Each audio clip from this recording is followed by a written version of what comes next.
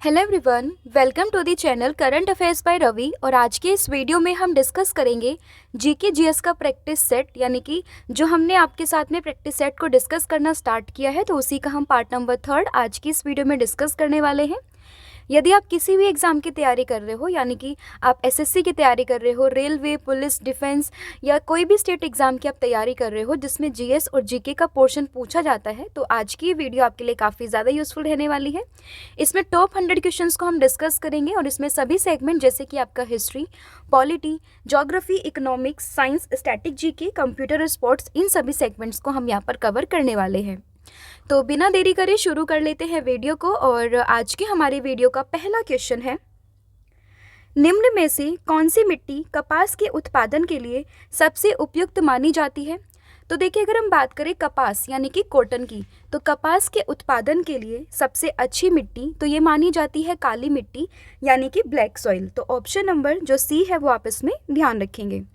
तो ध्यान रखना है आपको कि कपास के उत्पादन के लिए सबसे उपयुक्त मिट्टी या फिर आप कहें सबसे अच्छी मिट्टी ये मानी जाती है आपकी ब्लैक सॉइल, यानी कि काली मिट्टी। तो ऑप्शन नंबर जो सी है वो आप इसमें ध्यान रखेंगे। अब देखिए, काली मिट्टी को कपास की खेती के लिए सबसे उपयुक्त माना तो जाता है। अब क्वेश्चन ये आता है कि उसको क्यों इतना हम खास मानते हैं कपास के उत्पादन के लिए। तो उसके पीछे का रीज़न ये है क्योंकि जो आपकी काली मिट्टी है वो क्या करती है, वो अधिक समय तक अपने अंदर नमी यानी कि मॉइस्चर को रखती है और साथ ही में उसके अंदर जो ह्यूमस कंटेंट होता है, यानी कि जो ह्यूमस होता है वो बहुत ज़्यादा होता है। तो ध्यान रखिएगा, सबसे ज़्यादा ह्यूमस इसके अंदर आपको देखने के लिए मिलेगा। इसके अलावा ये अपने अंदर नमी को बनाए रखती है, जिस वजह से ये कपास के उत्पादन के लिए सबसे अच्छी मानी जाती है। तो ये आपको इसमें ध्यान रखना है। फिर है the fractured Himalaya, India, Tibet, China, 1949 to 1962। इस पुस्तक के लेखक कौन है? तो देखिए, आपसे पूछा गया है एक पुस्तक का नाम जिसका नाम है द फ्रैक्चर्ड हिमालय। तो इस पुस्तक के लेखक, इनका नाम है निरुपमा राव, यानी कि ऑप्शन नंबर जो ए है वो आप इसमें ध्यान रखेंगे कि निरुपमा राव ये लेखक है कौन सी पुस्तक की, जिसका नाम है the fractured Himalaya, India, Tibet, China, 1949 से 1962 के बीच में। फिर निम्नलिखित में से किस समिति की सिफारिश पर भारतीय संविधान में मौलिक कर्तव्य, जिसको आप इंग्लिश में कहते हो फंडामेंटल ड्यूटीज़, इनको शामिल किया गया है? तो फंडामेंटल ड्यूटीज़ की बात करें तो ये स्वर्ण सिंह समिति की सिफारिश पर हमारे देश के संविधान में जोड़ी गई। तो ऑप्शन नंबर जो बी है वो आप इसमें ध्यान रखेंगे। तो ध्यान रखना है मौलिक कर्तव्य यानी कि फंडामेंटल ड्यूटीज़, जिनका आर्टिकल होता है आपका 51A, इनको हमारे संविधान में जोड़ा गया किस समिति की रिकमेंडेशन से? तो वो रिकमेंडेशन थी स्वर्ण सिंह समिति की। तो ऑप्शन नंबर जो बी है वो आप इसमें ध्यान रखेंगे। देखिए, जब हमारा संविधान बना था यानी कि मूल संविधान, तो उसमें कोई भी मौलिक कर्तव्य नहीं था। अगर आपसे कोई पूछे कि हमारे मौलिक कर्तव्य कितने थे जब हमारे मूल संविधान में या फिर जब हमारा संविधान बना था, तब आंसर आपका होगा एक भी नहीं, यानी कि 0, क्योंकि ये बाद में ऐड हुए थे। बाद में कब ऐड हुए थे? तो 1976 में जब 42वां संविधान संशोधन हुआ था, उस समय हमारे संविधान में 10 मौलिक कर्तव्यों को जोड़ा गया था। लेकिन उसके बाद में एक और ऐड हुआ, वो बाद में ऐड हुआ। इसका आंसर आप मुझे कमेंट करके बताना कि जो 11वां मौलिक कर्तव्य था ये हमारे देश के संविधान में कब जोड़ा गया था। तो इसका आंसर आप मुझे कमेंट सेक्शन में दोगे। तो अभी आपको ध्यान रखना है, वर्तमान में हमारे संविधान में 11 मौलिक कर्तव्य है। मूल संविधान में कोई भी मौलिक कर्तव्य नहीं था, क्योंकि ये बाद में स्वर्ण सिंह समिति की रिकमेंडेशन से 42वें संविधान संशोधन 1976 में जोड़े गए थे। इतना आपको इसमें ध्यान रखना है। अनुच्छेद कौन सा है? तो अनुच्छेद है आपका 51A। अब एक और आपका होमवर्क क्वेश्चन यहाँ पर बनता है, आप मुझे बताओगे कि जो फंडामेंटल ड्यूटीज़ या फिर मौलिक कर्तव्य हैं ये संविधान के कौन से भाग में लिखित है? तो इसका आंसर आप मुझे कमेंट सेक्शन में दोगे। तो आपके लिए 2 क्वेश्चन बनते हैं यहाँ पर। एक तो आपको बताना है कि 11वां जो मौलिक कर्तव्य था ये कौन सा था और कब जोड़ा गया, और दूसरा आपको बताना है कि मौलिक कर्तव्य संविधान के कौन से भाग में उल्लेखित है। इन दोनों का ही आंसर आप मुझे कमेंट सेक्शन में दोगे। फिर है अगला क्वेश्चन आपका कि किस अनुच्छेद के अंतर्गत ग्राम पंचायतों के गठन का उल्लेख ये किया गया है? तो देखिए, अगर हम बात करें ग्राम पंचायत के गठन का उल्लेख, तो ये दिया गया है आपका article number 40, that is option number D, यानी कि अनुच्छेद 40 में दिया गया है किसके बारे में? ग्राम पंचायतों का गठन। तो ऑप्शन नंबर जो डी है वो आप इसमें ध्यान रखेंगे। अब देखिए अनुच्छेद 40 की बात करें या फिर ग्राम पंचायत के गठन की बात करें तो ये किसका एक इम्पॉर्टेंट पार्ट बनता है, तो ये पार्ट बनता है आपका DPSP यानी कि directive principle of state policy, जिसको हम हिंदी में कहते हैं राज्य के नीति निर्देशक तत्व। तो इसी में आता है आपका आर्टिकल नंबर 40 जो कि संविधान के भाग नंबर 4 में उल्लेखित है। ठीक है, इसी में ये जो गांधीयन प्रिंसिपल है यानी कि आप कह सकते हो गांधीयन प्रिंसिपल ये कहता है कि देश में क्या होना चाहिए, मतलब हर एक गांव में ग्राम पंचायत का गठन यहाँ पर हमें करना चाहिए। आर्टिकल नंबर 40 इस चीज़ के बारे में हमें बताता है। तो देखिए अनुच्छेद 40 ये बताता है कि राज्य ग्राम पंचायतों को व्यवस्थित करने के लिए कदम उठाएगा और यह उन्हें ऐसी शक्तियाँ भी प्रदान करेगा या फिर ऐसे अधिकारों से उन्हें संपन्न करता है जो उन्हें स्वशासन यानी कि सेल्फ गवर्नेंस की इकाइयों के रूप में कार्य करने के लिए आवश्यक होती है। तो ये आपको इसमें ध्यान रखना है। फिर भारतीय राष्ट्रीय कांग्रेस यानी कि INC इंडियन नेशनल कांग्रेस के प्रथम मुस्लिम अध्यक्ष कौन थे? तो देखिए INC के पहले मुस्लिम अध्यक्ष की बात करें तो इनका नाम है Badruddin Tyabji, that is option number D. आप इसमें ध्यान रखेंगे कि बदरुद्दीन तैयब जी INC के पहले मुस्लिम अध्यक्ष हैं। अब ये तो पहले मुस्लिम अध्यक्ष है, लेकिन ओवरऑल पहले अध्यक्ष की बात करें तो वो कौन आते हैं? वो आते हैं WC बनर्जी यानी कि व्योमेश चंद्र बनर्जी, जो कि ऑप्शन नंबर फर्स्ट में आपका यहाँ पर लिखा हुआ है। वहीं अगर हम बात करें पहली फीमेल, तो ओवरऑल पहली फीमेल की बात करें तो ये थी एनी बेसेंट। लेकिन अगर हम बात करें भारतीय फीमेल की तो नाम आता है किनका? तो नाम आता है यहाँ पर सरोजनी नायडू का। तो ये आपको इन्फॉर्मेशन ध्यान रखनी है कि पहले अध्यक्ष थे WC बनर्जी, पहले मुस्लिम अध्यक्ष थे यहाँ पर बदरुद्दीन तैयब जी, पहली वुमेन थी एनी बेसेंट, लेकिन पहली भारतीय वुमेन तो ये थी आपकी सरोजनी नायडू। तो देखिए बदरुद्दीन तैयब जी की बात करें तो ब्रिटिश भारत के समय के एक प्रमुख वकील, भारतीय स्वतंत्रता आंदोलन के कार्यकर्ता और राजनीतिज्ञ थे। वो बॉम्बे उच्च न्यायालय के बैरिस्टर के रूप में अभ्यास करने वाले पहले भारतीय थे और उन्हें INC यानी कि भारतीय राष्ट्रीय कांग्रेस के तीसरे अध्यक्ष के रूप में यहाँ पर कार्य करने का मौका मिला था। तो इतनी इन्फॉर्मेशन आपको इसमें ध्यान रखनी है। फिर है पूना सार्वजनिक सभा के संस्थापक कौन थे? तो पूना सार्वजनिक सभा की बात करें तो इसके संस्थापक ये थे MG Ranade, that is option number जो B है, आप इसमें ध्यान रखेंगे। इमेज में आप देख सकते हैं ये हैं MG रनाडे जो संस्थापक हैं किसके? पूना सार्वजनिक सभा के। तो देखिए पूना सार्वजनिक सभा की स्थापना 1870 में MG रनाडे ने सरकार के लोगों की आकांक्षाओं का प्रतिनिधित्व करने के लिए की थी और इसका निर्माण 1870 में SH चिपलूनकर, गणेश वासुदेव जोशी और महादेव गोविंद रनाडे, जिसको हम शॉर्ट में कहते हैं MG रनाडे, इनके द्वारा यहाँ पर किया गया था। तो इतनी इन्फॉर्मेशन आपको इस क्वेश्चन से याद रखनी है। फिर है भारत के राष्ट्रपति पर महाभियोग, जिसको हम कहते हैं इम्पीचमेंट, ये कैसी प्रक्रिया है? तो देखिए इम्पीचमेंट की बात करें तो ये राष्ट्रपति पर लागू होता है, जिसके तहत क्या होता है, आप किसी भी राष्ट्रपति को उनके पद से आप हटा सकते हैं। ठीक है, ये एक बहुत ही पावरफुल एक कह सकते हैं आप तकनीक है या फिर एक रूल है, जिसके तहत आप जो देश का सबसे प्रेस्टिजियस पोजीशन है यानी कि भारत के राष्ट्रपति को उनके पद से हटाया जा सकता है। तो ये एक अर्ध न्यायिक प्रक्रिया है। तो ऑप्शन नंबर जो B है आप इसमें ध्यान रख सकते हैं। तो देखिए भारत के राष्ट्रपति महाभियोग की प्रक्रिया अर्धन्यायिक प्रक्रिया है और यह प्रक्रिया संसद के किसी भी सदन में एक विधेयक की शुरुआत के साथ शुरू होती है। भारतीय राष्ट्रपति के महाभियोग की पहल के लिए एकमात्र शर्त यह होती है, अगर कोई भी राष्ट्रपति भारत के संविधान का उल्लंघन करता है तो इन दैट केस उनके ऊपर इम्पीचमेंट यानी कि महाभियोग की जो प्रक्रिया है उसकी शुरुआत की जा सकती है। तो आपको ध्यान रखना है। इसके अलावा अभी तक भारत में किसी भी राष्ट्रपति पर महाभियोग नहीं लगा, यानी किसी भी राष्ट्रपति ने महाभियोग का सामना नहीं किया है। तो ये भी आपको इस क्वेश्चन से ध्यान रखना है। इसके अलावा अगर हम बात करें महाभियोग यानी कि इम्पीचमेंट की, तो हमारे देश के संविधान में जो इम्पीचमेंट का प्रोविज़न है वो कौन से आर्टिकल में दिया गया है? तो वो दिया गया है आपका आर्टिकल नंबर 61 में। तो आर्टिकल नंबर 61 जो है हमारे संविधान का, वो बात करता है procedure for impeachment of the president of India. ठीक है, तो ये आप इसमें ध्यान रखेंगे। फिर किस गवर्नर जनरल के समय इनाम कमीशन की शुरुआत हुई थी? तो देखिए इनाम कमीशन की बात करें तो इसकी शुरुआत ये हुई थी लॉर्ड डलहौजी के टाइम पर, दैट इज ऑप्शन नंबर जो C है, आप इसमें ध्यान रखेंगे। लॉर्ड डलहौजी की बात करें तो इन्हीं के शासनकाल में अगर आपको याद हो तो रेलवे की शुरुआत भी हुई थी, जब पहली ट्रेन चली थी बॉम्बे से ठाणे के बीच में। तो इसकी जानकारी भी आपको पता होनी चाहिए। तो ध्यान रखना, इनाम कमीशन की स्थापना ये हुई थी लॉर्ड डलहौजी के समय में। तो देखिए, लॉर्ड डलहौजी के शासनकाल के दौरान यानी कि 1852 में एक इनाम कमीशन या फिर इनाम आयोग की स्थापना की गई, जिसका उद्देश्य कर रहित भूमि संपत्तियों का पता लगाना और उन्हें जब्त करना था। तो इसका जो पर्पस था ये भी आपको पता होना चाहिए। कब बना? 1852 में। किसके समय में? लॉर्ड डलहौजी के टाइम पीरियड में। फिर एक किसके द्वारा पंचायत चुनाव कराने हेतु निर्णय लिया जाता है? तो देखिए, पंचायत की चुनाव कराने के लिए जो निर्णय है वो लेती है आपकी राज्य सरकार, यानी कि जिस भी स्टेट में चुनाव होना है, जिस भी ग्राम पंचायत का, तो वही स्टेट जो है यहाँ पर फैसला लेगा पंचायत चुनाव को कराने का।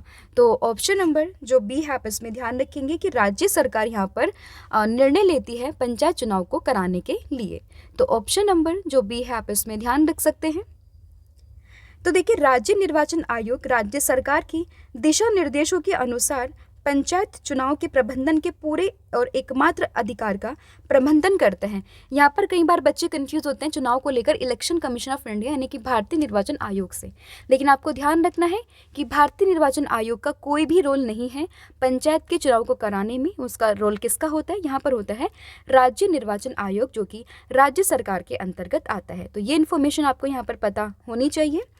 तो देखिए, पंचायत चुनाव उन राज्यों में होते हैं जहाँ संविधान का भाग 9 संविधान द्वारा अनिवार्य रूप से लागू होता है। अगर हम बात करें पंचायत चुनाव को तो भारत के संविधान के अनुच्छेद 243 के खंड फर्स्ट में इस चीज़ के बारे में वर्णित किया गया है। तो ये भी आपको इसमें पता होना चाहिए। फिर एक कुरु महाजनपद की राजधानी कहाँ थी? तो देखिए, आपको याद हो हमारे हिस्ट्री में 16 महाजनपद हुआ करते थे। तो उन्हीं 16 महाजनपद में सबसे जो पावरफुल, सबसे जो स्ट्रॉन्ग था, उसको हम जानते थे मगध के नाम से। ठीक है, अब इसमें आपसे पूछा गया कि 16 महाजनपद में जो कुरु थी, कुरु की राजधानी ये कहाँ थी? तो कुरु की राजधानी की बात करें तो ये थी आपकी इंद्रप्रस्थ में। दैट इज ऑप्शन नंबर जो ए है, आप इसमें ध्यान रख सकते हैं। इसके अलावा जो 16 के 16 आपके महाजनपद थे, उनकी कैपिटल आपको पता होनी चाहिए, क्योंकि एग्जाम में कई बार डायरेक्टली वहाँ से क्वेश्चन आपसे पूछा जा सकता है। तो 16 के 16 महाजनपद की बात करें, जैसे कि कोशी, तो इसकी कैपिटल थी वाराणसी। कोशाला तो श्रावस्ती। अंगा तो इसकी है चंपा। मगधा की बात करें तो यह है राजगृह। वज्जी की बात करें तो यह है वैशाली। मल्ला की बात करें तो कुशीनारा। छेदी की बात करें तो सोतीवती। वत्सा, कौशंबी, कुरु, ये इंद्रप्रस्थ जो मैंने आपसे अभी पूछा। पंचाला की बात करें तो काम्पिल्य। मत्स्य की बात करें तो विराटनगर। सूरसेना की बात करें मथुरा। अशोका की बात करें तो पैठान। अवंती की बात करें तो उज्जैन। गंधारा की बात करें तो तक्षशिला। और कंबोज की बात करें तो पूंछ। पूंछा या पूंछ जो भी आप बोल सकते हैं। अब देखिए, करंट लोकेशन तो इसकी इतनी इंपॉर्टेंट नहीं है, लेकिन आपको महाजनपद और उनकी राजधानी के बारे में पता होना चाहिए। अब आप इनको याद कैसे करोगे? तो देखिए, खुद से आपको ट्रिक बनानी पड़ेगी। कैसे? जैसे लेट्स टेक एन एग्जाम्पल। अगर आप बात करें अवंती और उज्जैनी की, तो अवंती और Ujjaini starting from A and you, तो आप इसमें ऐसे एयू नाम से बैंक होता है, एयू स्मॉल फाइनेंस बैंक, तो ऐसे करके आप याद रख सकते हैं कि अवंती और उज्जैनी। मतलब ऐसे तो ए से कई सारे और महाजनपद के नाम भी हैं, लेकिन ये आपकी अंडरस्टैंडिंग रहेगी कि आप किसको किस तरीके से अरेंज कर पाएँ। जैसे काशी, काशी विश्वनाथ, काशी वाराणसी, ये तो बड़ा कॉमन है, तो आप इसको ऐसे भी याद रख सकते हैं। इसके अलावा अगर हम बात करें कुरु और इंद्रप्रस्थ, तो कुरु के आई कुछ इस तरीके से आपको निमोनिक्स बनाने पड़ेंगे, जिसके तहत आपको इन सभी महाजनपद और कैपिटल्स को याद रखना है, क्योंकि ये आपके एग्जाम के पॉइंट ऑफ व्यू से काफ़ी इंपॉर्टेंट है। तो मैंने यहाँ पर लिस्ट मेंशन कर दी है, आप इन सभी को याद कर लीजिएगा, काफ़ी इंपॉर्टेंट है ये आपके एग्जाम के पॉइंट ऑफ व्यू से। फिर बुद्ध के जीवन का निम्नलिखित में से कौन सा भाग अश्व द्वारा प्रतिनिधित्व किया गया है? तो ये है आपका त्याग। दैट इज ऑप्शन नंबर जो बी है, आप इसमें ध्यान रखेंगे। देखिए, अगर हम बात करें भगवान बुद्ध की, तो भगवान बुद्ध की कुछ घटनाएं हैं, उनके कुछ प्रतीक हैं जो आपको पता होना चाहिए। जैसे कि अगर हम बात करें उनके जन्म की, तो जन्म का जो चिन्ह है वो है कमल और बेल। महाभिनिष्क्रमण जिसको त्याग कहते हैं, तो उसके लिए प्रतीक है अश्व। निर्वाण या फिर संबोधि जिसको ज्ञानोदय कहते हैं, उसका जो प्रतीक है वो है बोधि वृक्ष। धर्म चक्र परिवर्तन जो उनका प्रथम उपदेश था, उसका जो प्रतीक है वो है पहिया। महापरिनिर्वाण जो कि मृत्यु का प्रतीक, जो मृत्यु जिसे हम कहते हैं, तो उसका जो प्रतीक है वो है यहाँ पर स्तूपा। तो ये आपको इसमें पता होने चाहिए।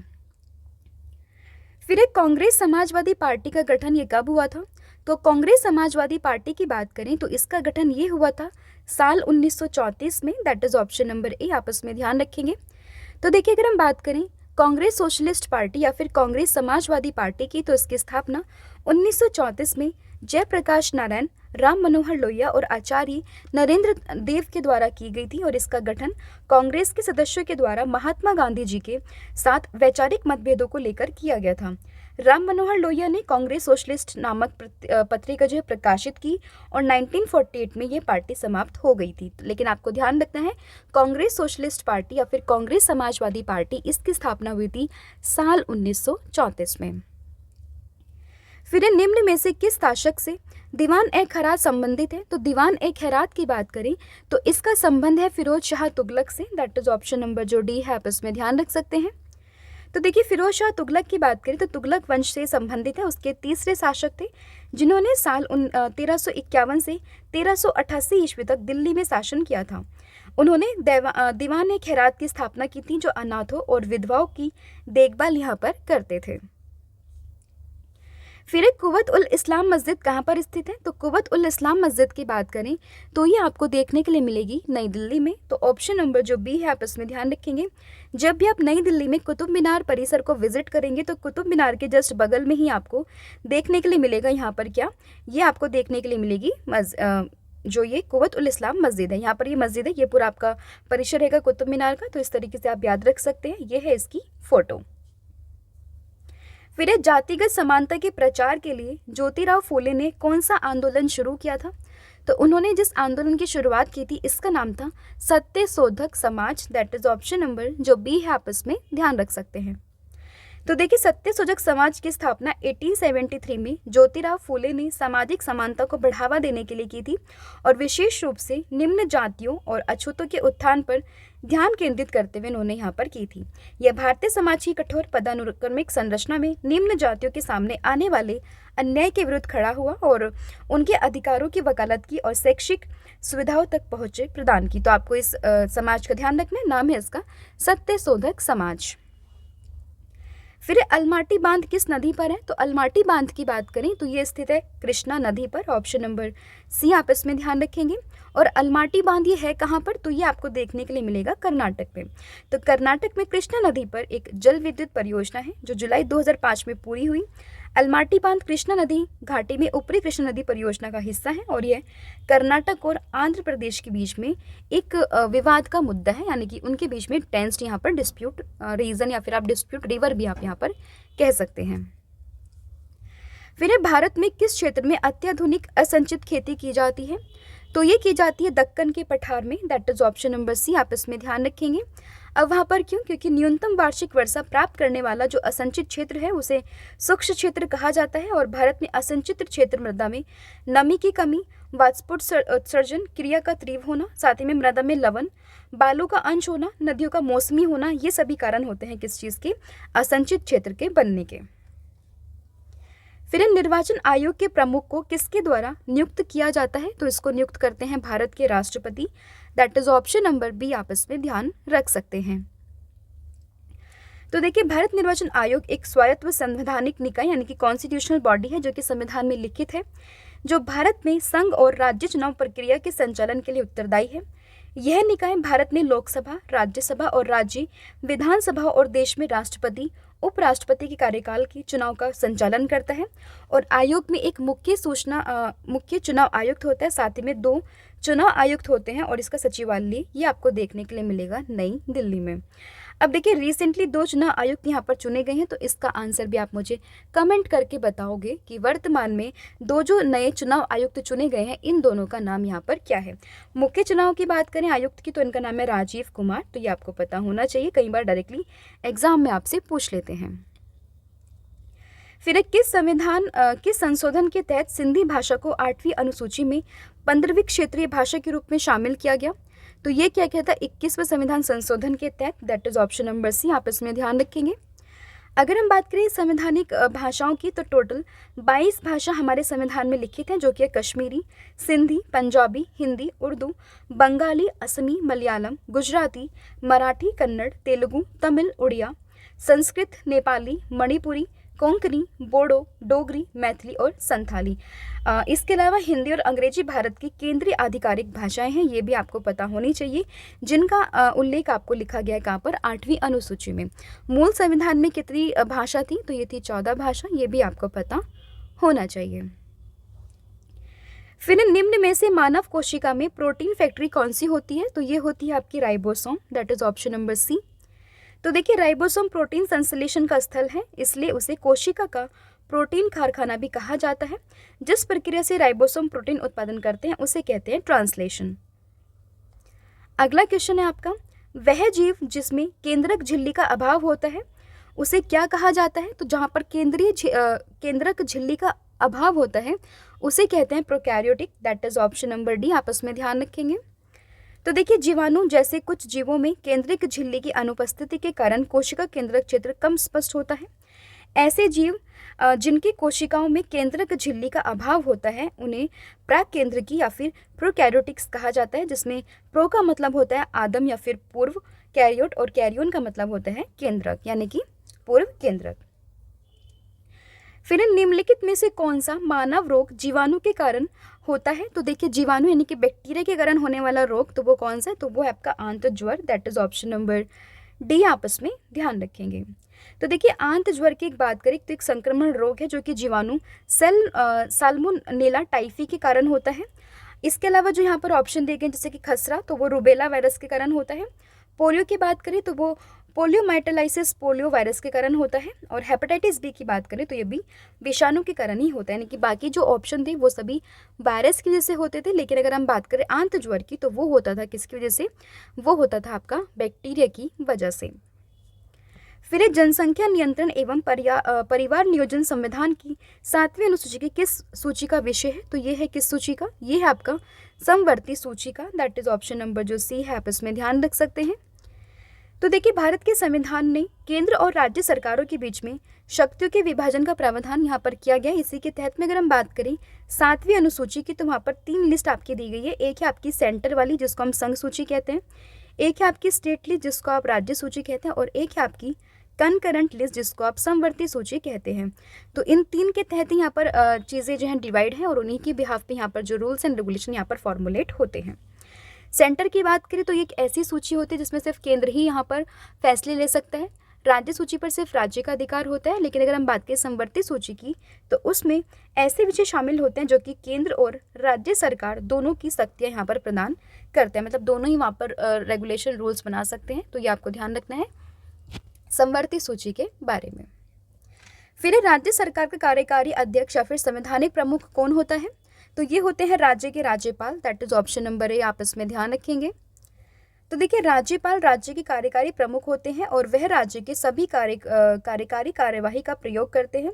राष्ट्रपति की बात करें 5 वर्ष की अवधि होती है जो कि राज्यपाल की नियुक्ति करते हैं, मतलब राष्ट्रपति जो है 5 साल की अवधि के लिए राज्यपाल की नियुक्ति करते हैं। हालांकि उससे पहले अगर वो चाहे तो उन्हें हटा भी सकते हैं, और उनके पास में राज्य विधानसभा को आयोजित और विघटित करने की शक्ति भी गवर्नर के पास यानी कि राज्यपाल के पास में होती है।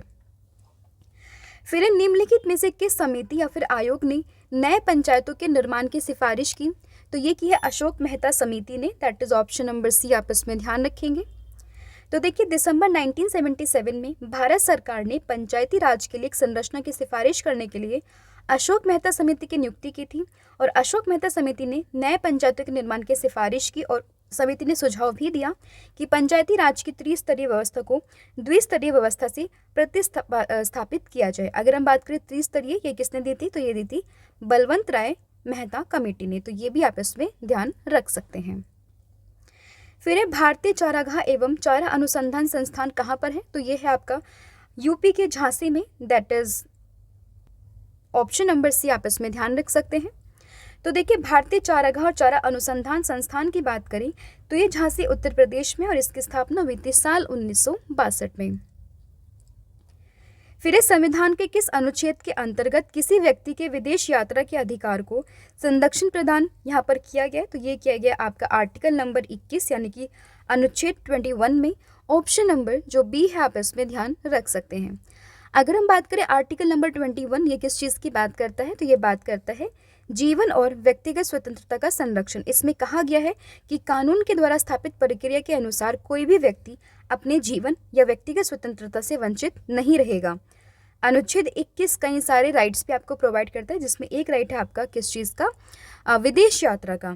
तो देखिए नागरिकों और गैर नागरिक दोनों को ये उपलब्ध है और जीवन और व्यक्तिगत स्वतंत्रता का अधिकार केवल कानून द्वारा निर्धारित प्रक्रिया से वंचित किया जा सकता है और उचित और कि वो उचित या फिर अनुचित है। तो इससे भी आप यहाँ पर ध्यान रख सकते हैं।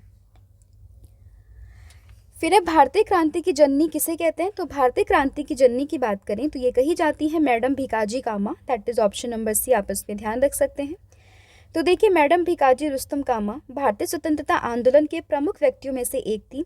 मैडम भिकाजी रुस्तम कामा को भारतीय क्रांति की जननी के रूप में हम जानते हैं और इन्हें जर्मनी के संसद भवन में झंडा फहराने के लिए आमंत्रित किया गया था। तो ये भी आप इसमें ध्यान रखेंगे। फिर निम्नलिखित में से किसने लोथल स्थल पर हड़प्पा सभ्यता के अवशेषों की खोज की थी? तो ये की थी SR राव ने। That is option number D, आप इसमें ध्यान रखेंगे। तो देखिए SR राव ने लोथल स्थल पर हड़प्पा सभ्यता के अवशेषों की खोज की थी। ये वर्तमान में गुजरात में भोगवा और साबरमती नदियों के बीच में स्थित एक हड़प्पा स्थल है। तो ये भी आप इसमें ध्यान रख सकते हैं। फिर पहली बार स्वराज शब्द का प्रयोग कब किया गया? तो पहली बार स्वराज शब्द का प्रयोग ये किया गया साल 1906 में। दैट इज ऑप्शन नंबर जो बी है, आप इसमें ध्यान रखेंगे। तो देखिए स्वराज शब्द का पहली बार प्रयोग दादा भाई नौरोजी, जिनको grand old man of India के नाम से भी जानते हैं, उन्होंने साल 1906 के कलकत्ता में आयोजित कांग्रेस अधिवेशन में इसका जो है प्रयोग किया था। और स्वराज शब्द का जो अर्थ होता है वो होता है स्वशासन। फिर आर्थिक सहयोग और विकास संगठन, जिसको हम OECD का शॉर्ट में कहते हैं, तो उसका मुख्यालय कहाँ पर है? तो उसका मुख्यालय आपका पेरिस फ्रांस में है। That is option number C, आप इसमें ध्यान रखेंगे। इसकी स्थापना की बात करें तो 16 अप्रैल 1948 में इसकी स्थापना हुई थी।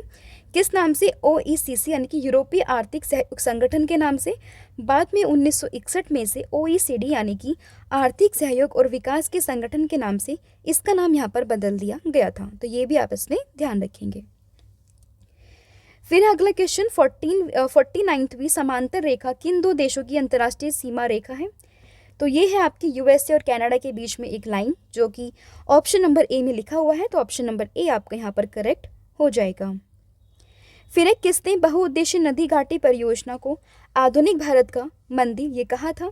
तो ये कहा था जवाहरलाल नेहरू ने। ऑप्शन नंबर सी, आप इसमें ध्यान रख सकते हैं।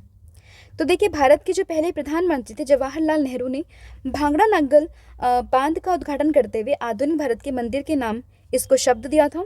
बहुउद्देशीय नदी घाटी परियोजना का संबंध जल विद्युत उत्पन्न करने और सिंचाई, औद्योगिक, घरेलू उद्देश्यों के लिए पानी की आपूर्ति के लिए बड़े बांधों का निर्माण करना था।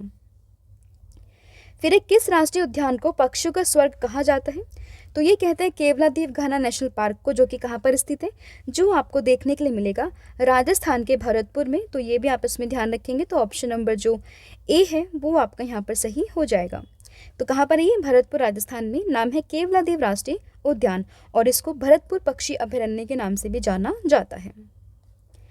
फिर है आपका अगला क्वेश्चन कि गतिमान बस में एक व्यक्ति या फिर एक यात्री को आगे की ओर धक्का लगता है जब बस अचानक से रुक जाती है, तो इसकी व्याख्या किस नियम के द्वारा होती है? तो ये होती है न्यूटन के पहले नियम के द्वारा। That is option number A, आप इसमें ध्यान रख सकते हैं।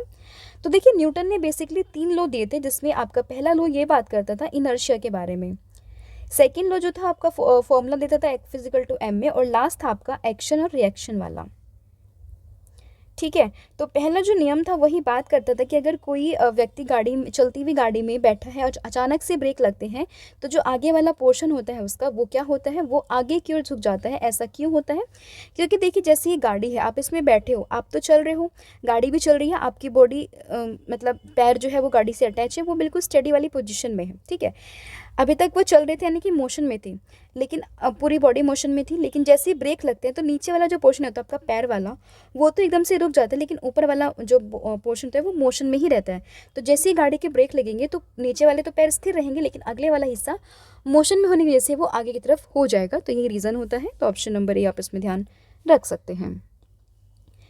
फिर ये माही सुगंधा किस फसल की किस्म है? तो माही सुगंधा की बात करें, ये धान की किस्म है। तो ऑप्शन नंबर जो बी है आप इसमें ध्यान रखेंगे। तो देखिए, माही सुगंधा मुख्य रूप से चावल की किस्म है। हालांकि धान और कुछ नहीं, बल्कि भूसी निकालने के बाद जो चावल बचता है उसी को धान कहा जाता है। ठीक है, अगला क्वेश्चन है आपका, बाजार नियंत्रण नीति की शुरुआत ये किसने की थी? तो ये की थी अलाउद्दीन खिलजी ने। That is option number C आप इसमें ध्यान रखेंगे। फिर एक खानवा का युद्ध बाबर और किस शासक के बीच में हुआ था? तो खानवे के युद्ध की बात करें तो ये हुआ था बाबर और राणा सांगा के बीच में। That is option number B आप इसमें ध्यान रखेंगे। तो देखिए, खानवा का युद्ध 1527 में लड़ा गया। यह मुगल सम्राट बाबर और मेवाड़ के राजपूत राणा सांगा के बीच में हुआ था, और खानवा के युद्ध में बाबर ने राणा सांगा को पराजित यहाँ पर किया था। ये राजस्थान के भरतपुर के पास में खानवा गांव में लड़ा गया। और अगर हम बात करें बाबर की शुरुआत, तो 1526 में पानीपत की पहली लड़ाई से भारत में बाबर की शुरुआत हुई थी, जब उन्होंने इब्राहिम लोदी से अपना पहला बैटल लड़ा था। कहाँ पर? भारत में, जो कि था बैटल ऑफ पानीपत के नाम से। फिर राष्ट्रीय मतदाता दिवस किस दिन मनाते हैं? तो राष्ट्रीय मतदाता दिवस की बात करें तो ये मनता है 25 जनवरी को। दैट इज ऑप्शन नंबर है, आप इसमें ध्यान रख सकते हैं। पहली बार ये बना था साल 2011 में। और अगर हम बात करें इस दिन का मुख्य उद्देश्य, तो लोगों को मतदान के बारे में जागरूक करना, उन्हें प्रोत्साहित करना, इस सब का उद्देश्य होता है इसी दिन का।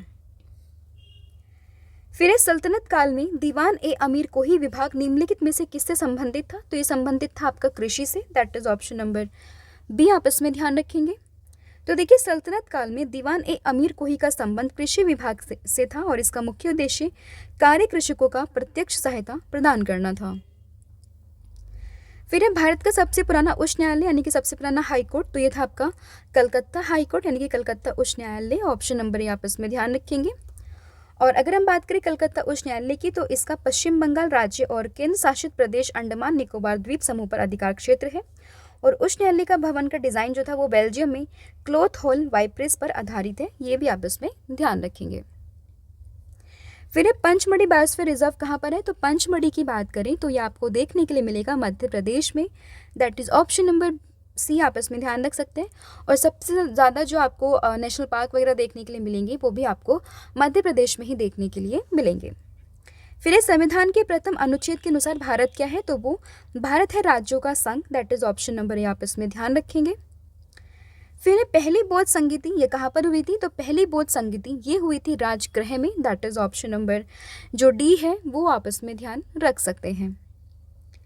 तो देखिए, यह गौतम बुद्ध के निधन के बाद में वरिष्ठ बौद्ध भिक्षुकों की एक सभा होती थी, जहाँ इसे 483 ईसा पूर्व में राजगृह, जिसको वर्तमान में हम राजगिरी के नाम से जानते हैं, वहीं पर ये मतलब जो है आयोजित हुई थी। महाकश्यप बुद्ध के शिष्य बौद्ध भिक्षु थे, जिन्होंने पहली संगति की अध्यक्षता की थी। और संगति का प्राथमिक उद्देश्य भगवान बुद्ध की शिक्षा को संरक्षित करना था। तो ये भी आपस में ध्यान रखेंगे। फिर निम्नलिखित में से कौन सा कथन जो है वो असत्य है? तो देखिए, 4 कथन आपके पास दिए गए हैं। पहला है राष्ट्रपति पद के प्रत्याशी की आयु कम से कम 35 वर्ष होनी चाहिए। तो ये तो बात सही है। उपराष्ट्रपति राज्यसभा का सभापति होता है। ये भी बात आपकी यहाँ पर सही है। फिर उपराष्ट्रपति का चुनाव भारत का राष्ट्रपति करता है। तो ये आपको देखना है। तो आपको यहाँ पर ध्यान रखना है कि उपराष्ट्रपति का जो चुनाव है वो राष्ट्रपति के द्वारा नहीं, बल्कि संसद के दोनों सदनों के सदस्यों के द्वारा यहाँ पर निर्वाचित और मनोनीत किया जाता है। तो ये आपको इसमें ध्यान रखना है। तो ये ऑप्शन आपका गलत है, तो इसलिए यहाँ पर ये सही हो जाएगा। और चौथे राष्ट्रपति वी गिरी थे। तो ये भी बात आपकी यहाँ पर बिल्कुल सही है।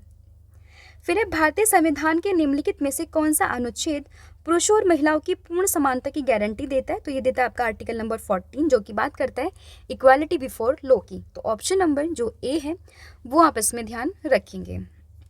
फिर निम्नलिखित में से कौन सा संविधान संशोधन द्वारा दिल्ली को राष्ट्रीय राजधानी का दर्जा दिया गया? तो ये था आपका 69वां संविधान संशोधन।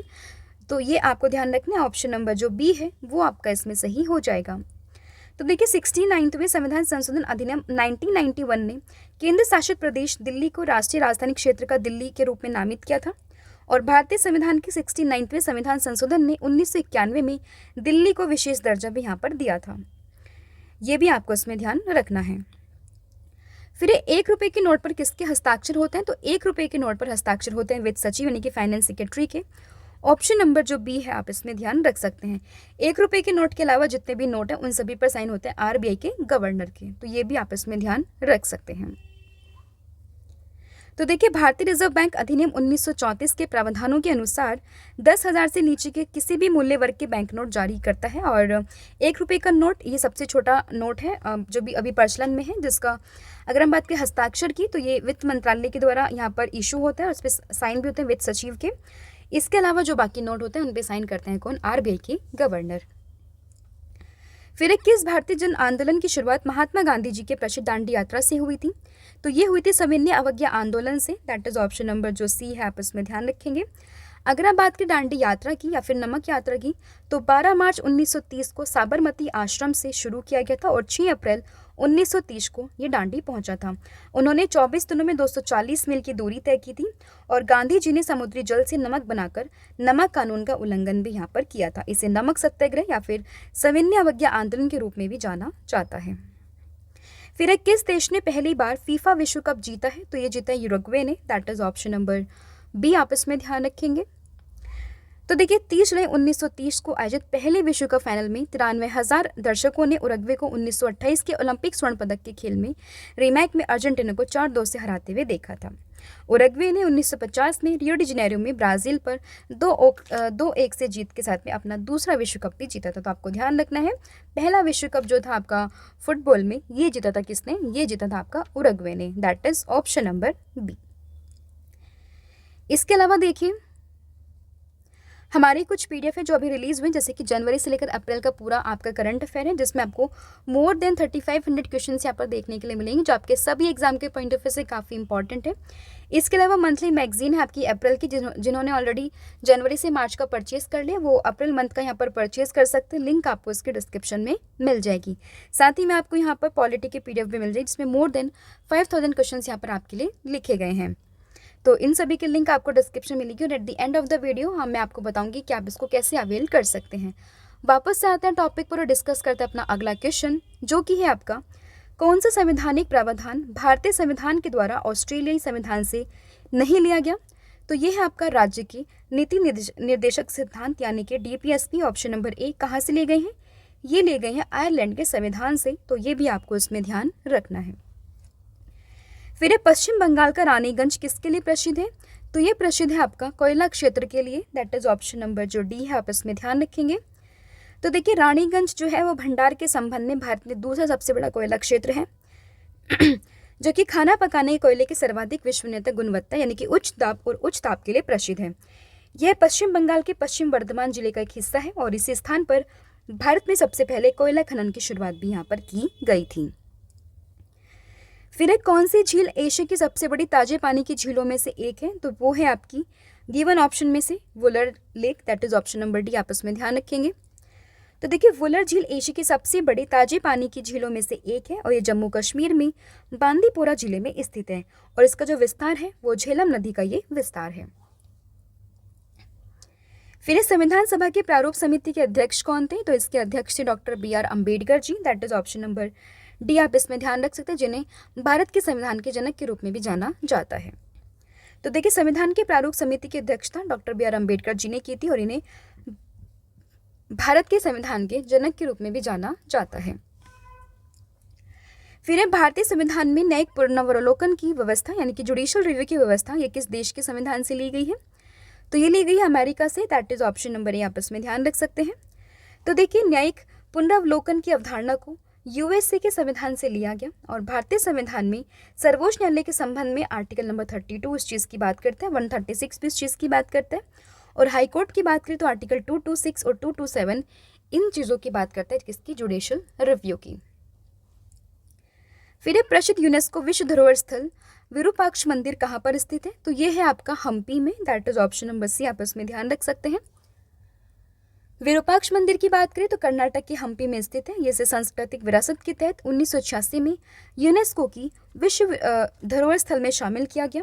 इसे विजयनगर साम्राज्य के देव राय द्वितीय ने के शासनकाल के तहत बनाया गया और इसमें भगवान शिव को ये मंदिर समर्पित है। फिर है सिंधु सभ्यता का सबसे बड़ा भारतीय स्थल कौन सा था? तो ये था आपका राखीगढ़ी, जो कि कहाँ पर है? हरियाणा में, that is option number C. फिर है भारत सरकार का कौन सा विभाग न्यूनतम समर्थन मूल्य यानी कि एमएसपी जो है, मिनिमम सपोर्ट प्राइस, ये घोषित करता है? तो ये करता है आपका कृषि और सहकारिता विभाग, that is option number C. Directly exam में कई बार पूछा गया, तो आपको ज़रूर ध्यान रखना है। तो देखिए, कृषि और सहकारिता विभाग भारत सरकार कृषि लागत और मूल्य आयोग की सिफारिशों के आधार पर बुवाई के मौसम से पहले ही फसलों के लिए एमएसपी को यहाँ पर निर्धारित करता है। फिर है महात्मा बुद्ध ने सर्वाधिक उपदेश कहाँ पर दिए थे? तो महात्मा बुद्ध ने सर्वाधिक उपदेश ये देते श्रावस्ती में, that is option number A, आप उसमें ध्यान रखेंगे। फिर है किस स्थान पर साइमन विरोध जुलूस के दौरान में लाला लाजपत राय की जो है पुलिस द्वारा लाठीचार्ज में घायल हुए थे, जिसके बाद में उनकी मृत्यु हो गई थी? तो ये था इनका लाहौर में एक जुलूस में नेतृत्व कर रहे थे साइमन कमीशन के विरोध में। तो ऑप्शन नंबर जो बी है, आप इसमें ध्यान रखेंगे। तो देखिए, साल 1927 में ब्रिटिश सरकार ने भारत सरकार अधिनियम 1919 के कार्यों को देखने के लिए साइमन कमीशन की स्थापना की थी, और इसके सभी जो 7 के 7 सदस्य थे वो अंग्रेज थे। 3 फरवरी 1928 को जब आयोग बॉम्बे पहुंचा, तो पूरे देश भर में एक सामान्य उपद्रव देखा गया, जिसमें लाहौर में छात्रों ने लाला लाजपत राय के नेतृत्व में 30 अक्टूबर 1928 को एक बड़ा साइमन विरोधी आयोग प्रदर्शन किया, जिस दौरान एक पुलिस प्रदर्शन लाठीचार्ज में लाला लाजपत राय गंभीर रूप से घायल हो गए और 1 महीने के बाद उनका निधन हो गया था।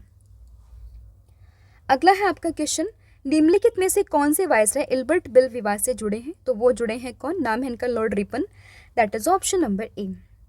तो देखिए, लॉर्ड रिपन भारत के एक वायसराय और गवर्नर जनरल थे, जिन्होंने 1861 और 1908 के बीच में लिबरल कैबिनेट में सेवा की, और इल्बर्ट बिल 9 फरवरी 1883 को लॉर्ड रिपन के वायसराय काल के दौरान यहाँ पर पेश किया गया था। तो ये भी आपस में ध्यान रखेंगे। फिर ब्लैक गांधी के नाम से किसको जानते हैं? तो ब्लैक गांधी के नाम से हम जानते हैं मार्टिन लूथर किंग को, that is option number D, आपस में ध्यान रखेंगे। अब आपका होमवर्क क्वेश्चन यहाँ पर बनता है कि फ्रंटियर गांधी के नाम से हम किसको जानते हैं? इसका आंसर आप मुझे कमेंट सेक्शन में दोगे। फिर है आपका अगला क्वेश्चन कि ऑस्कर के लिए नामित प्रथम भारतीय फिल्म कौन सी थी? तो ये थी आपकी mother India, that is option number A. तो देखिए, नरगिस, सुनील दत्त और राजेंद्र कुमार अभिनीत 1957 की फिल्म मदर इंडिया ऑस्कर में सर्वश्रेष्ठ विदेशी भाषा फिल्म श्रेणी के लिए नामांकित होने वाली पहली भारतीय फिल्म थी। फिर विश्व शिक्षक दिवस किस तिथि को मनाते हैं? तो विश्व शिक्षक दिवस की बात करें तो ये मनता है 5 अक्टूबर को, that is option number B, आपस में ध्यान रखेंगे। फिर कौन सी अनुसूची प्रशासन व नियंत्रण तथा अनुसूचित क्षेत्रों एवं अनुसूचित जनजातियों के लिए प्रावधान से संबंधित है? तो ये है आपकी 5वीं अनुसूची, दैट इज ऑप्शन नंबर जो बी है, आप इसमें ध्यान रखेंगे। देखिए, टोटल 12 अनुसूचियां हमारे संविधान में, तो जिसकी जो 5वीं अनुसूची है वो बात करती है अनुसूचित क्षेत्रों के साथ साथ अनुसूचित जनजातियों की प्रशासन व नियंत्रण से संबंधित। वर्तमान में 10 राज्य यानी कि आंध्र प्रदेश, छत्तीसगढ़, गुजरात, हिमाचल प्रदेश, झारखंड, मध्य प्रदेश, महाराष्ट्र, उड़ीसा, राजस्थान और तेलंगाना है, जिन्हें 5वीं अनुसूचित क्षेत्र के रूप में शामिल किया गया है। फिर है राष्ट्रीय सिविल सेवा दिवस हर साल 21 अप्रैल को मनाया जाता है। पहली बार ये कब मना था? तो ये मना था साल 2006 में, that is option number B, sorry A. तो देखिए, राष्ट्रीय सिविल सेवा दिवस हर साल 21 अप्रैल को हम मनाते हैं, और राष्ट्रीय सिविल सेवा दिवस के उत्सव के लिए चुनी गई 21 अप्रैल तारीख उस दिन की याद दिलाती है जब स्वतंत्र भारत के पहले गृह मंत्री सरदार वल्लभ भाई पटेल जी ने 1947 में प्रशासनिक सेवा अधिकारियों की परिवाक्षरता को संबोधित किया था। तो ये आप इसमें ध्यान रखेंगे। फिर राष्ट्रीय वनीकरण एवं पारिस्थितिकी विकास बोर्ड की स्थापना भारत सरकार के द्वारा कब की गई थी? तो ये की गई थी कब? तो आपको ध्यान रखना है 1992 में, that is option number C, आप इसमें ध्यान रखेंगे। फिर निम्नलिखित में से कौन माल और सेवा कर परिषद का अध्यक्ष है? तो यह है केंद्रीय वित्त मंत्री, that is option number B, आप इसमें ध्यान रख सकते हैं। तो देखिए, यह अनुच्छेद 279A के तहत में एक संवैधानिक निकाय है। यह माल और सेवा कर से संबंधित मुद्दों पर केंद्र और राज्य सरकार को सिफारिश प्रदान करता है, और संविधान 100 और पहला मतलब 101 अधिनियम 2016 के द्वारा पेश किया गया था। और जीएसटी परिषद की अध्यक्षता ये केंद्रीय वित्त मंत्री करते हैं, और अन्य सदस्य केंद्रीय राजस्व या फिर वित्त मंत्री और सभी राज्यों के वित्त या कराधान की प्रभारी मंत्री यहाँ पर शामिल होते हैं। फिर 12वीं शताब्दी में सूफी संत ख्वाजा मोइनुद्दीन चिश्ती कहाँ बसे थे? तो ये बसे थे अजमेर में, तो ये आपको ध्यान रखना है, that is option number C. फिर है नागार्जुन सागर बांध कहाँ पर है, तो ये है आपका आंध्र प्रदेश में, that is option number A. ये आपको देखने के लिए मिलेगा गुंटूर जिले आंध्र प्रदेश और नलगोंडा जिले तेलंगाना के बीच में। इसका निर्माण 1955 से 1967 के बीच में हुआ था। बांध को गोदावरी पेन्ना नदी को जोड़ने वाली परियोजना के लिए एक लिंक के रूप में प्रस्तावित यहाँ पर किया गया था। फिर पर्यावरण संरक्षण अधिनियम किस वर्ष में पारित किया गया, तो ये पारित हुआ था साल 1986 में, that is option number B. तो देखिए पर्यावरण संरक्षण अधिनियम भारत के संविधान द्वारा 1986 में पारित किया गया और इसी संविधान के अनुच्छेद 253 के तहत पारित किया गया था। 16 नवंबर 1986 में लागू हुआ था और इस अधिनियम का उद्देश्य मानव पर्यावरण पर संयुक्त राष्ट्र सम्मेलन के निर्णयों को लागू करना था। फिर जनगणना 2011 के अनुसार भारत में निम्नलिखित में से किस राज्य में लिंगानुपात सबसे अधिक है, तो ये है आपका केरला में, that is option number B, आप इसमें ध्यान रखेंगे। तो देखिए साल 2011 की जनगणना के अनुसार भारत में सर्वाधिक लिंगानुपात वाला राज्य केरल है, जिसमें प्रति 1000 पुरुषों पर महिलाओं की संख्या पर आधारित करते हैं, जिसमें कितनी है केरल का लिंगानुपात 1084 था, जो उस समय के राष्ट्रीय औसत थे 940 से काफ़ी अधिक था। फिर पाइका किस राज्य से संबंधित एक पारंपरिक नृत्य है, तो यह है आपका झारखंड से, दैट इज ऑप्शन नंबर जो बी है वो आप इसमें ध्यान रखेंगे। तो देखिए पाइका झारखंड से जुड़ा एक पारंपरिक नृत्य है। पाइका नृत्य मुख्य रूप से मुंडा समुदाय के द्वारा मनाया जाता है। पाइका सैनिकों एक समूह था जिन्हें साम्राज्य की सुरक्षा के लिए अपने प्राणों की आहुति दी थी और यह नृत्य अंग्रेजों के खिलाफ मुंडा समुदाय के महान युद्ध का प्रतिनिधित्व भी करता है। फिर है आपका अगला क्वेश्चन, 1872 में नेटिव मैरिज एक्ट को पारित करने में महत्वपूर्ण भूमिका इनमें से किसकी थी, तो वो थे Keshab Chandra Sen, that is option number, यहाँ पर इसमें ध्यान रखेंगे। तो देखिए बाल विवाह प्रतिबंध अधिनियम 1929 28 सितंबर 1929 को imperial legislative council of India में पारित हुआ। लड़कियों की शादी की उम्र जो है 14 साल और लड़कों की जो उम्र है वो 18 साल तय की गई, जिसके बाद में लड़कियों के लिए 18 और लड़कों के लिए 21 वर्ष कर दिया गया। इसमें प्रायोजक हरबिलास सार्थक के बाद में इसे शारदा अधिनियम के नाम से जाना गया और इसे पारित करने में केशव चंद्र सेन की मुख्य भूमिका यहाँ पर निभाई गई थी। फिर तराइन का युद्ध किसने जीता, तो तराइन के युद्ध की बात करें ये जीता था पृथ्वीराज चौहान ने, that is option number C, आप इसमें ध्यान रखेंगे। फिर असम का प्रथम सबसे महत्वपूर्ण उत्सव कौन सा है, तो ये है Bihu, that is option number D. फिर निम्नलिखित में से मैकियावेली की सरकार का कौन सा रूप आदर्श है, तो ये है उनका गणतंत्र, that is option number A. फिर निम्नलिखित में से कौन सा रिट व्यक्तिगत स्वतंत्रता का बुलवर्क है, तो ये है आपका बंदी प्रत्यक्षीकरण, that is option number D, आप इसमें ध्यान रखेंगे। इससे पहले मैंने आपको सभी रिट के बारे में बताया हुआ है पहली वीडियोस में, तो आप उनको भी चेकआउट कर सकते हैं। इसमें सभी रिट्स को मैंने यहाँ पर आपके साथ डिस्कस किया था। फिर निम्नलिखित में से किस संविधान संशोधन के द्वारा पंचायतों को संवैधानिक दर्जा दिया गया, तो ये था आपका 73rd संविधान संशोधन 1992 का, that is option number A, आप इसमें ध्यान रख सकते हैं। तो देखिए 73वें संविधान संशोधन की बात करें तो पंचायती राज संस्थानों को संवैधानिक दर्जा और संरक्षण दिया गया। इसमें पंचायतों नामक एक नया भाग 9 जोड़ा गया।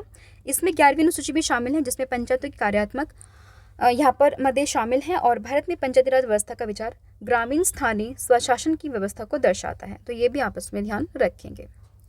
फिर भारतीय संविधान के अनुसार निम्नलिखित में से कौन सा एक भारतीय का मूल अधिकार नहीं है, तो ये है आपका संपत्ति का अधिकार, जो कि हटा दिया गया था, ऑप्शन नंबर डी, आपस में ध्यान रखेंगे।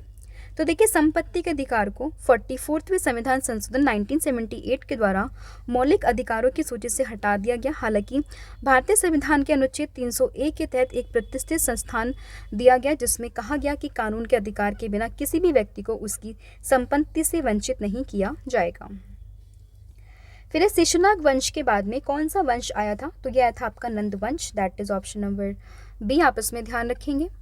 फिर भारतीय राष्ट्रीय कांग्रेस के किस अधिवेशन में वंदे मातरम पहली बार गाया गया, तो यह गाया गया साल 1896 में, that is option number A. तो देखिए वंदे मातरम गीत पहली बार 1896 में कलकत्ता में भारतीय राष्ट्रीय कांग्रेस के अधिवेशन में गाया गया और उसकी जो अधिवेशन की अध्यक्षता कर रहे थे रहमतुल्ला एस सयानी इसकी अध्यक्षता कर रहे थे। वंदे मातरम गीत इसको गाया था किसने, रविंद्रनाथ टैगोर जी ने, और इसको लिखा था बंकिम चंद्र चटर्जी ने 1874 में, और इसको जो आपको प्रकाशित हुआ था तो ये 1882 में बंगाली उपन्यास आनंद मठ में ये प्रकाशित हुआ था। फिर बंगाली भाषा में प्रकाशित होने वाला पहला समाचार पत्र कौन सा था, तो ये था आपका समाचार दर्पण, that is option number D. फिर निम्नलिखित में से किस अधिनियम के द्वारा ईस्ट इंडिया कंपनी के क्षेत्रों को सर्वप्रथम ब्रिटिश आधिपत्य कहा गया? तो ये कहा गया था पिट्स इंडिया एक्ट ऑफ 1784 में, that is option number B आप इसमें ध्यान रखेंगे। फिर छत्रपति शिवाजी कैबिनेट के अष्ट प्रधानों में वित्त मंत्री को क्या कहते थे? तो ये कहा जाता था अमात्य, that is option number D. तो देखिए अष्ट प्रधान मराठा साम्राज्य में बेहतर प्रशासन के लिए मंत्री स्तरीय प्रतिनिधित्व का एक प्रणाली थी। मराठा साम्राज्य छत्रपति शिवाजी द्वारा सलाहकार परिषद की स्थापना की गई थी। इसका गठन 1674 में किया गया था। फिर मानव शरीर की सबसे बड़ी मिश्रित ग्रंथि कौन सी है? तो ये है अग्नाशय, that is option number C. तो देखिए अग्नाशय की बात करें तो एक मिश्रित ग्रंथि है जिसमें अंतरश्रावी और बहिःश्रावी दोनों प्रकार के कार्य होते हैं। अंतरश्रावी भाग इंसुलिन और ग्लूकागन हार्मोन का स्रावित करता है, वहीं बहिःश्रावी भाग की बात करें तो एंजाइम और बाइकार्बोनेट युक्त एक क्षारीय अग्नाशय रस को स्रावित करता है। फिर भारत का प्रधानमंत्री किसके प्रति उत्तरदायी होता है? तो ये उत्तरदायी होता है लोकसभा के प्रति, that is option number C. तो देखिए राष्ट्रपति को उनके कार्य के निष्पादन में सहायता और सलाह देने के लिए प्रधानमंत्री की अध्यक्षता में एक मंत्रिपरिषद होती है और प्रधानमंत्री की नियुक्ति राष्ट्रपति द्वारा होती है और वह प्रधानमंत्री की सलाह पर अन्य मंत्रियों की नियुक्ति भी करता है और परिषद को लोकसभा के प्रति जवाबदेही भी यहाँ पर बनाया गया है। फिर पहला विश्व पृथ्वी दिवस किस वर्ष मनाया गया? तो ये मनता साल 1970 में, that is option number C. पृथ्वी दिवस की बात करें कब मनाते हैं तो इसका आंसर आप बताना। हालांकि मैं बता देती हूँ ये मनता है 22 अप्रैल को, तो ये भी आप इसमें ध्यान रखेंगे। तो देखिए प्रति वर्ष अगर हम बात करें पृथ्वी दिवस को हम मनाते हैं 22 अप्रैल को। इस दिन का उद्देश्य पर्यावरण संरक्षण के लिए समर्थन प्रदर्शन करना है और पहली बार ये मनता साल 1970 में। फिर निम्नलिखित में से किसके द्वारा सेना को नगद वेतन देने का स्थायी सेना का नींव यहाँ पर रखा गया? तो ये रखा था किसने? अलाउद्दीन खिलजी ने, that is option number B. फिर निम्नलिखित में से कौन मराठा साम्राज्य का अंतिम पेशवा था? तो ये थे बाजीराव द्वितीय, that is option number D.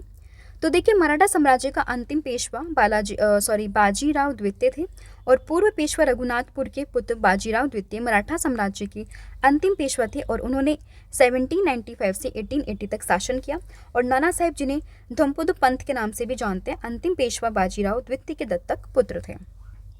फिर किस अधिनियम के द्वारा गवर्नर जनरल की परिषद के विधायी एवं प्रशासनिक कार्यों को अलग कर दिया गया?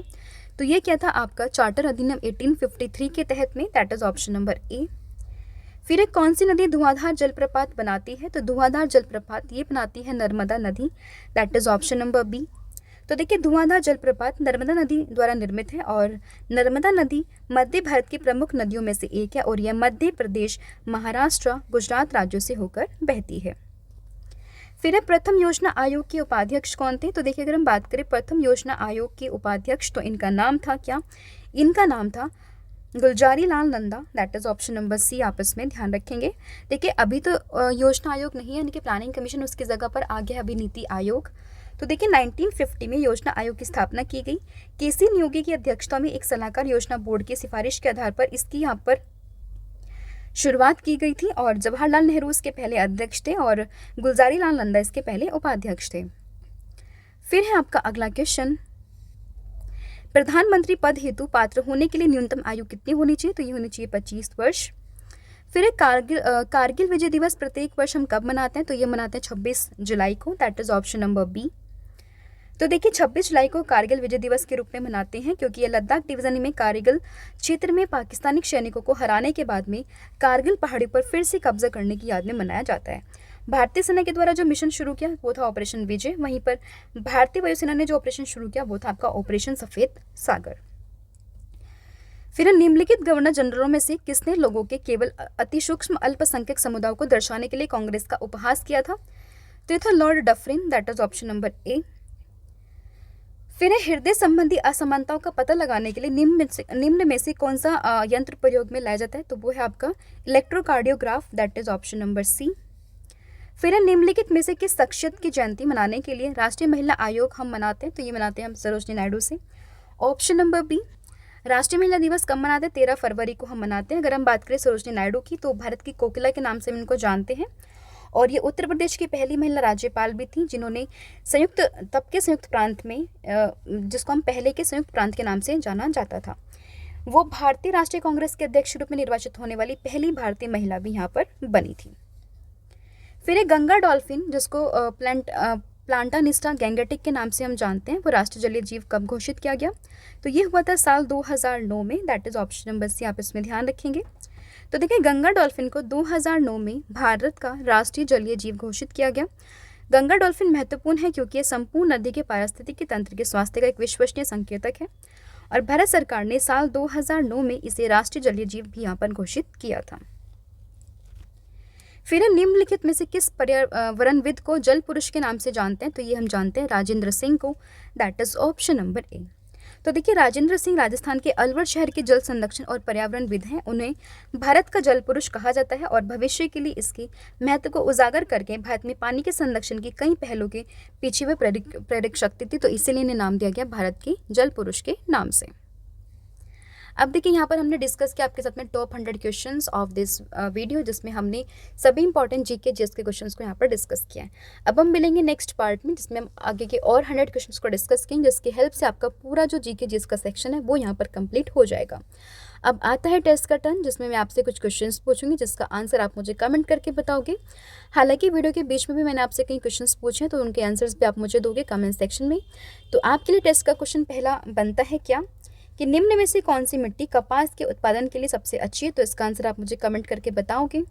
अगला है, किस अनुच्छेद के अंतर्गत ग्राम पंचायत के गठन की बात यहाँ पर की गई है? तो इसका आंसर भी आप मुझे कमेंट करके बताओगे।